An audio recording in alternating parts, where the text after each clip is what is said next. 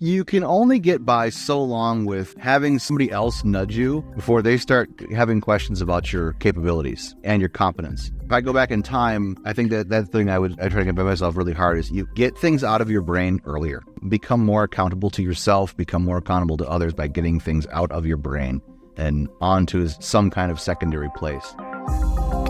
You're listening to The Omni Show, where we connect with the amazing community surrounding the Omni Group's award-winning products. My name's Andrew J. Mason, and today we learn how Brian Hogan uses OmniFocus. Welcome, everybody, to this episode of The Omni Show. My name's Andrew J. Mason, and I'm super excited because today we've got Brian Hogan with us. Brian's a dynamic leader in technology and education, currently serving as the Director of Developer Education at Temporal Technologies. Brian's got a rich background as a formal editorial manager at DigitalOcean and a development editor at the Pragmatic Programmers, where he's made significant contributions to the tech community through books, tutorials, open source stuff. We will talk all about that, I'm sure. But let me jump into it. Brian, it is so great to know you. Thanks for hanging out with us today. Thank you, Andrew. Thanks for inviting me to come on. This is really cool. I was really excited about this. Yeah, thank you for joining us. If you don't mind, go ahead and level set a little bit about what you currently do and where you find yourself maybe geographically, and then we'll start diving in. Yeah, sure. I'm in a little town called Eau Claire, Wisconsin. I lead the developer education teams, and so I work at Temporal Technologies, where my team creates tutorials, courses, self-paced ones, online ones, and ones that you would deliver in live delivery methods through our developer education program, which is also our documentation, our developer documentation. And it's all in support of helping developers solve some of the most challenging problems that they have in software. So it's a really fun and challenging job. You get to see some really big situations that people run into and some big problems. And so it's really fun to be involved with that. And, when I'm not doing that, I'm working on books. I'm actually working on a book right now. I've been editing books for quite a while. But before all this, I spent some time in the classroom teaching software developers. And then before that, I was a software developer myself. So I've learned that what I'm really good at is developing people. So that's why I find myself in these roles where I'm either teaching people or leading people. But throughout all these things, whether I was doing software, I had to do documentation, or whether I was doing classroom work, or whether I'm working on book projects or whatever, I find myself using several of the Omni tools as part of that. And it's been really interesting how they're always there no matter what job I'm in. One of those tools is always tagging along for the ride. Very cool. Yeah, thank you for connecting the dots there. And I would love to know a little bit too about what made you transition into the online space. So, you're teaching in live environments, and then suddenly, over time, was there a moment where you're like, hey, Temporal Technologies, this is going to happen online for us, versus, it's just a slow transition, and over time, it just seemed like the thing to do? Well, I honestly, when I was teaching full-time, half of my load was online load, and the other half was hybrid. So it was in-person part of the time, and then online the rest. And it gives you a really interesting way of learning how to teach. You've heard about the idea of the flipped classroom, where you do lecture as video or asynchronously, and then everyone comes together. And doing that for 4 years taught me the value of in-person. Don't bring people together in person just to be in person. When you have people together in person, don't just monologue at them, talk at them, lecture at them. Bring them together. Give them opportunities to learn, especially if they're adult learners, right? Give them opportunities to learn. The thing is that when I left DigitalOcean and came over to Temporal, we were thinking about our courses as part of empowerment, like really how to empower our developers to use our products. And a lot of teams are distributed.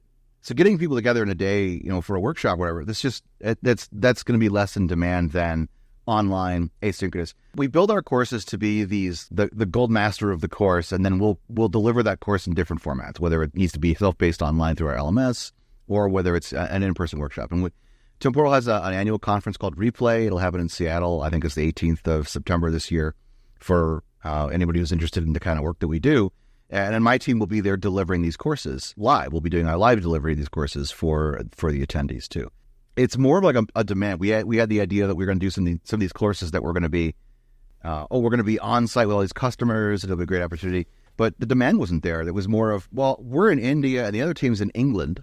It doesn't really make sense for us to fly everybody to a central place. Can you just deliver the courses like as a webinar? And so we did that. We'll do that too. We're flexible. do you have any recollection as to where maybe you first came across the Omni Group, changing story arcs over to that side of the fence? Was there a moment? Was it a kind of a slice of time and just, slowly became aware of that software? But where did that start to enter the picture for you? So it was probably around 2009, 2010. I was doing some documentation work. I had written my first book, and I was doing some like preliminary documentation for a work project at the time. I was still a software developer. And I kept seeing these really nice drawings from other people in their stuff. And I, what are people using these days? Because I'm an Illustrator user. I had used freehand when that was a thing. I'm reasonably good with Illustrator. It's just not great for doing the kind of quick stuff that I want to do. And everyone's like, it's from OmniGraphly. You gotta check it out. And so I did, and I was hooked. And I don't try to do a lot of customizations, but if you were to pick up one of my books, you probably easily identify those flow charts, those screen mock-ups, or those are done in OmniFocus or OmniGraphly. You can see it's very clear. I'm not trying to go nuts with it, but I found it was very good because it was intuitive. It was very quick for me to be able to put things together, connect the dots, draw the lines. I was impressed with the software. And then my editor at the time said he was a big fan of OmniFocus.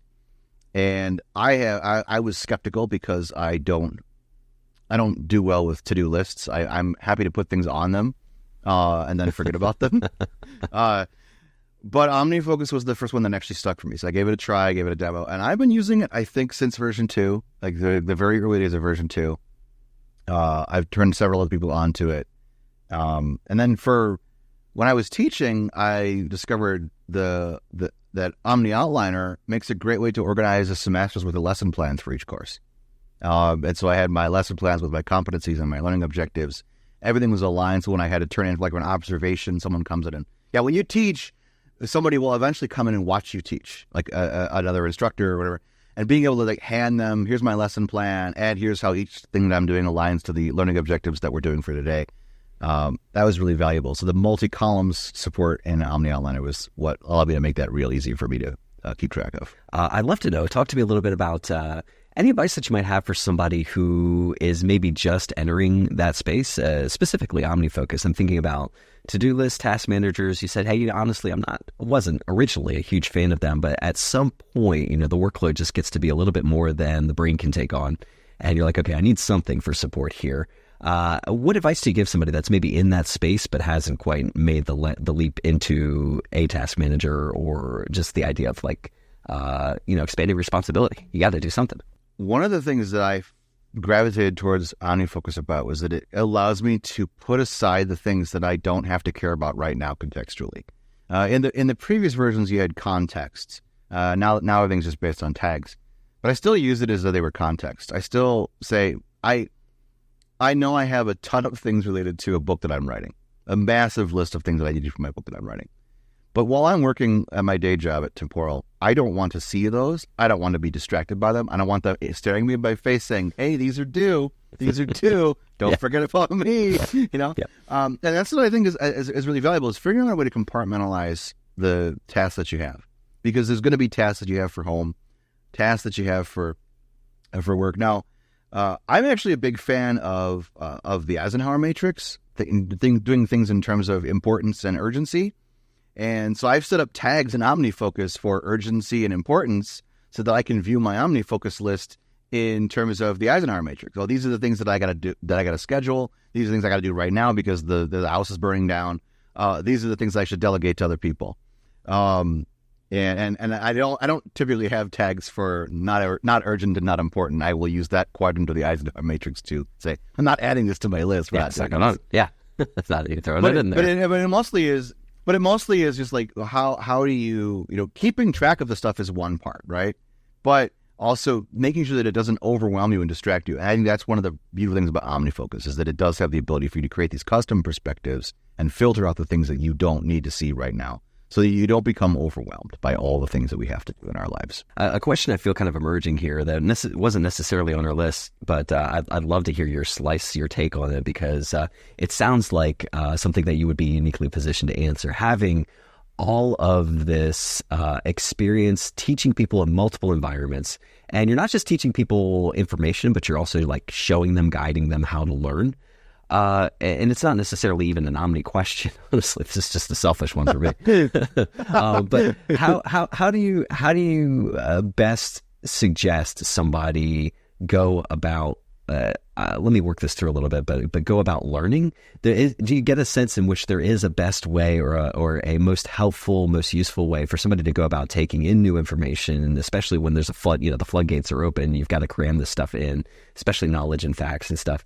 Do you lean into learning styles? Do you lean into amounts of information? Is there something about the way that you teach that you're like, man, if everybody could get this, it would help accelerate their progress so much faster? Well, that's I could spend a whole podcast on just that question. I'm going to throw the grenade here. And you can search this on Google. There's plenty of articles. The idea of learning styles is a myth, and it's actually a dangerous myth that tends to hold people back because they will convince themselves that they can only learn one way. And this is especially dangerous for adult learners. They'll convince themselves I can only learn through video, and then when there's not a video available for something, they will select themselves out of the learning process. I can't learn that. It's like a self-fulfilling prophecy. So we do have learning preferences. I prefer video or I prefer reading, but we know, like, when it comes to learning styles, there's no evidence of any studies that are conclusive that suggest that those are actually a real thing. Well, what does work, especially for adult learners, is starting with the end in mind and working backwards from there. So you've probably taken a college class at one point where you sat through 16 weeks of lecture, and then you had a final exam, and then somebody goes, God, those questions, we never learned about that. We never learned it. They never said that in class. Like, we've all had that experience. And what that is an identification of a misaligned curriculum. What you're supposed to do, at least in my opinion, when it comes to anything that is a skill, anything you're trying to do that you're developing a skill and you're gaining the knowledge through skill, is you think about what are the outcomes I want someone to have at the end. What are the things I want them to be able to do?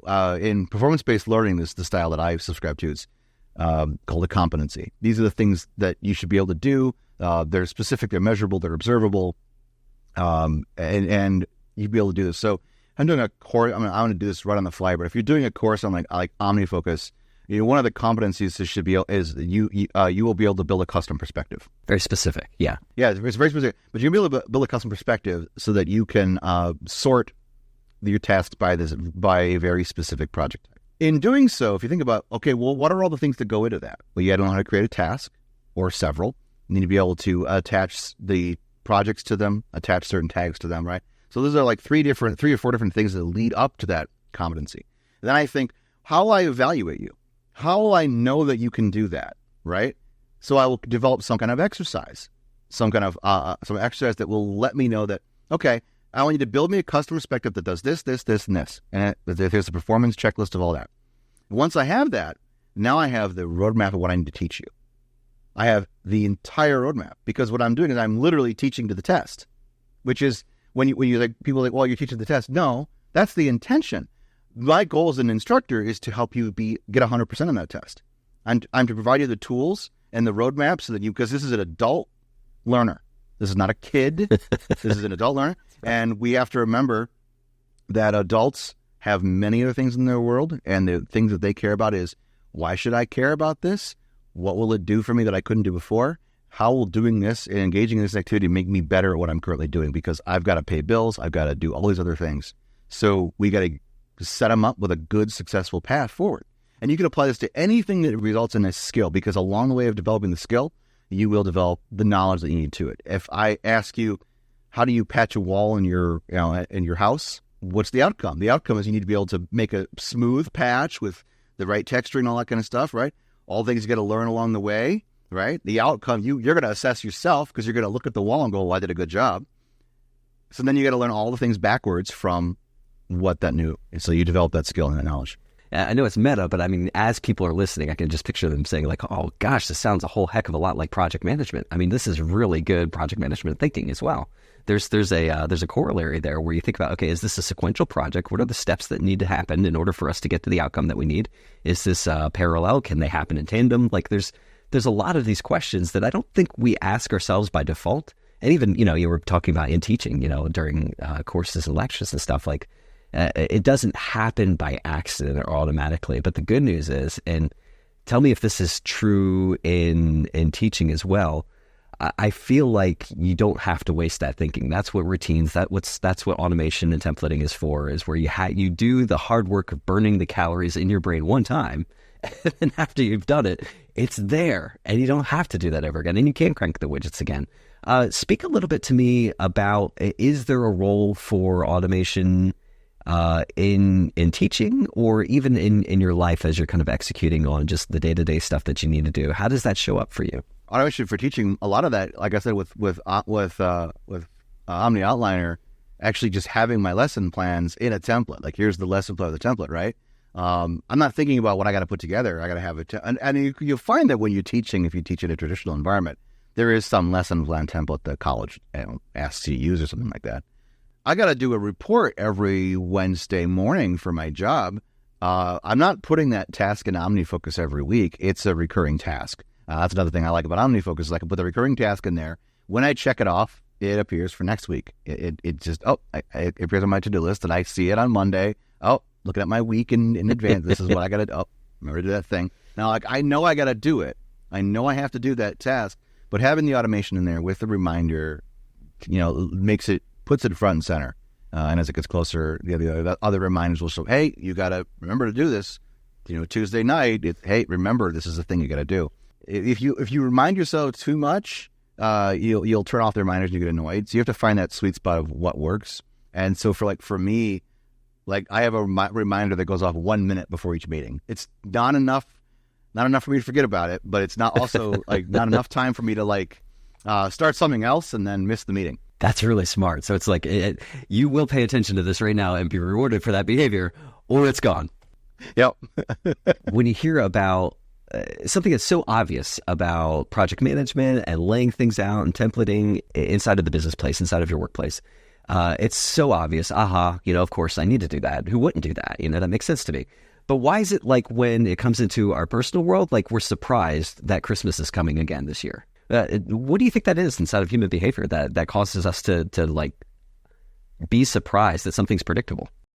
All I have is a guess, but work is hard for a lot of people, and it takes up most of your mental space. And even if you have a job where you can just put work down at the end of the day, you're still probably thinking about an interaction you had or something like that. And we're working more than ever now. There's so many things going on. And who sets up a Trello board or a Jira board for their personal life?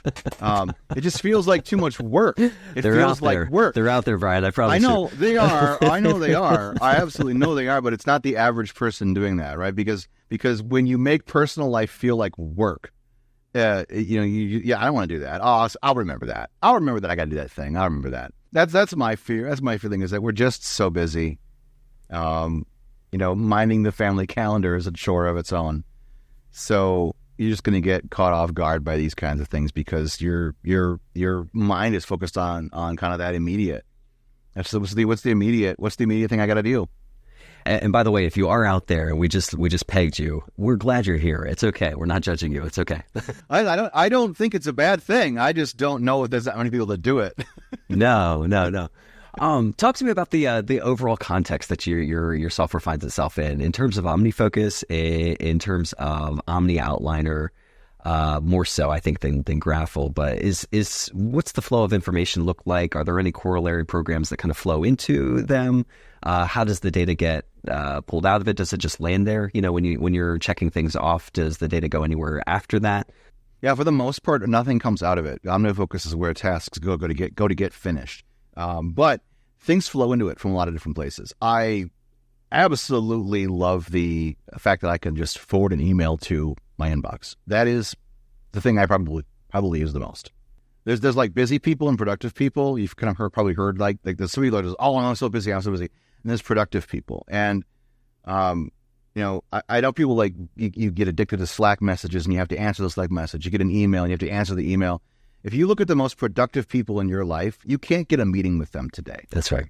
They're going to schedule it into the future. They are going to schedule all things. And if you look, because, it's not like they're not, doing real work. They are doing things that they're accountable for. They can't just be interrupted. They cannot allow themselves to be interrupted.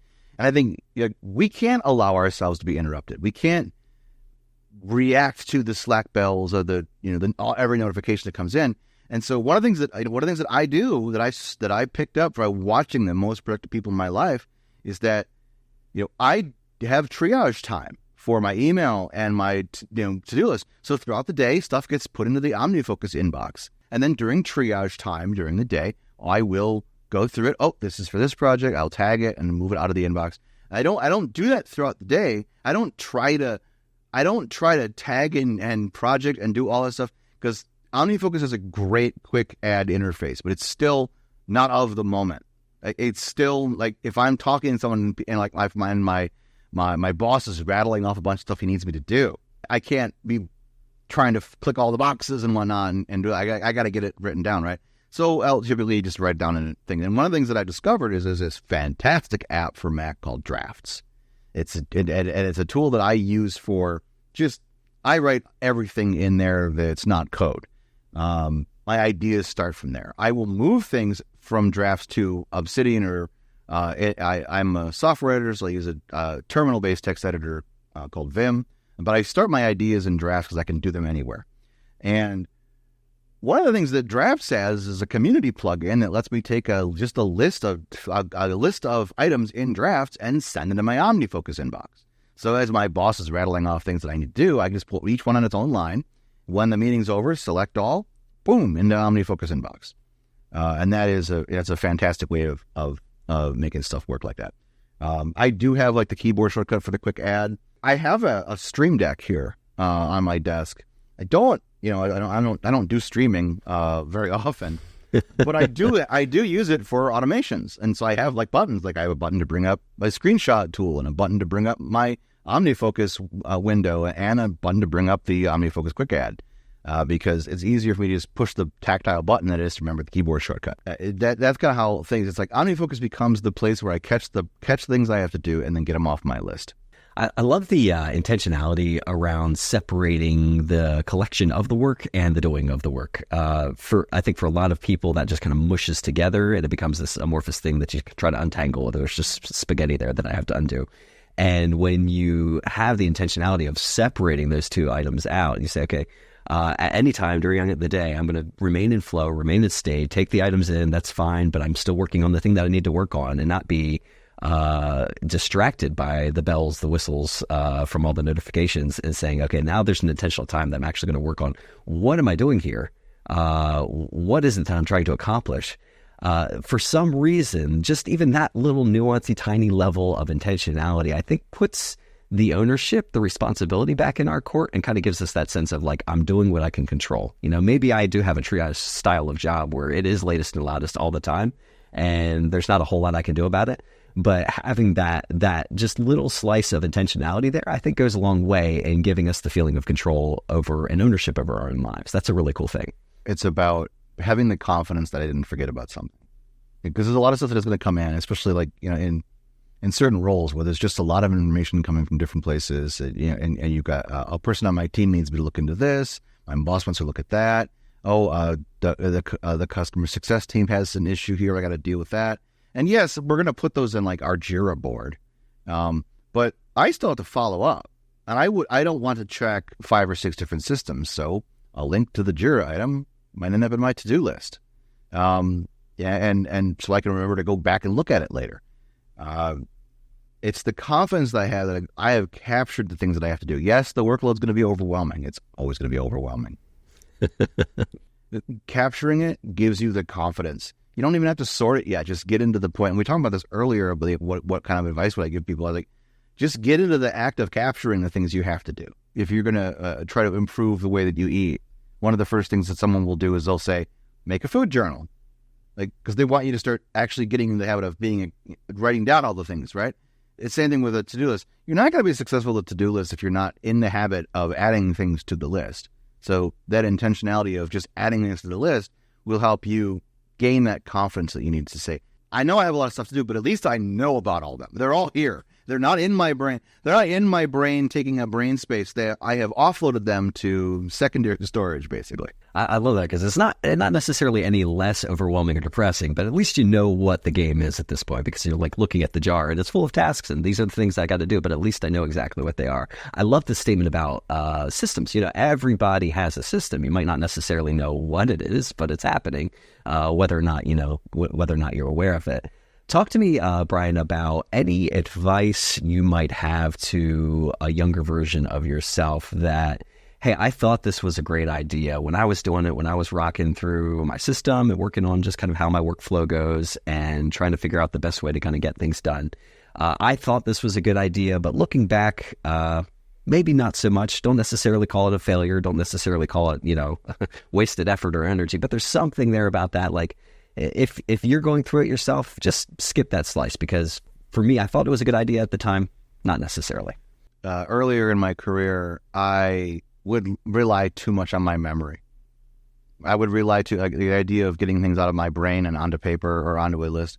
I relied too much on that. And it worked for a while, but as you progress in your career, you get more responsibilities, which means more things that are going to consume your memory space. And stuff just, if you're not tracking it, somebody else is. Like someone's going to come and ask you, hey, remember that thing? And you can't, you can only get by so long with having somebody else nudge you before they start having questions about your capabilities and your competence.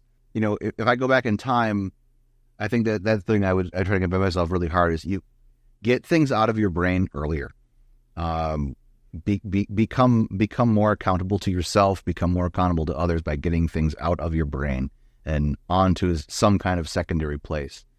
And then, look into something. I'm a big fan of Eisenhower Matrix, but get into something that gives you a decision matrix or some kind of a decision process that you can follow so that you can determine what the priorities of things are.